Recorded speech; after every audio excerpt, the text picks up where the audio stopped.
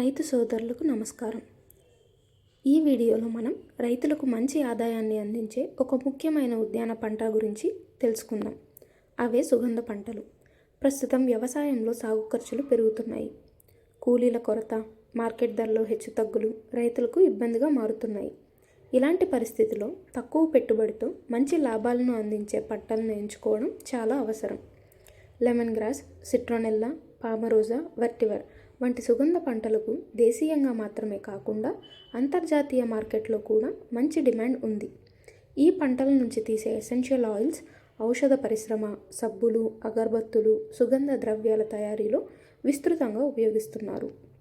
ఈ పంటల ప్రధాన ప్రయోజనం ఏమిటంటే తక్కువ సాగు ఖర్చుతో మంచి ఆదాయం పొందే అవకాశం ఉంటుంది.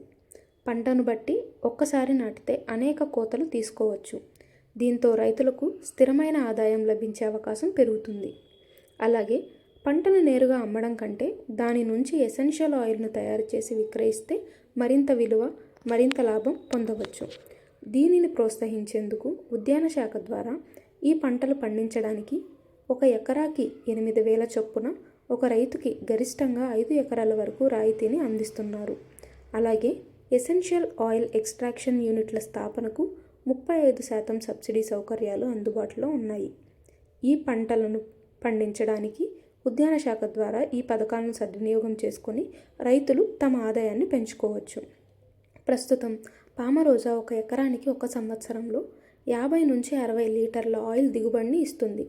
మరియు దీని ప్రస్తుత మార్కెట్ ధర 2,500 నుంచి 3,500 వరకు లీటర్ కలదు. అలాగే నిమ్మగడ్డి ఒక ఎకరానికి ఒక సంవత్సరంలో 80 నుంచి 120 లీటర్ల ఆయిల్ దిగుబడిని ఇస్తుంది. మరియు దీని ప్రస్తుత మార్కెట్ ధర లీటరుకు 1,200 నుంచి 1,600 వరకు ఉంది. అందువల్ల రైతు సోదరులందరూ సాంప్రదాయ పంటలతో పాటు సుగంధ పంటలను కూడా సాగు చేయడం గురించి ఆలోచించండి. మీ సమీప ఉద్యాన శాఖ అధికారులను సంప్రదించి అందుబాటులో ఉన్న పథకాలను మరియు సబ్సిడీలను ఉపయోగించుకొని అధిక ఆదాయం వైపు అడుగులు వేయండి.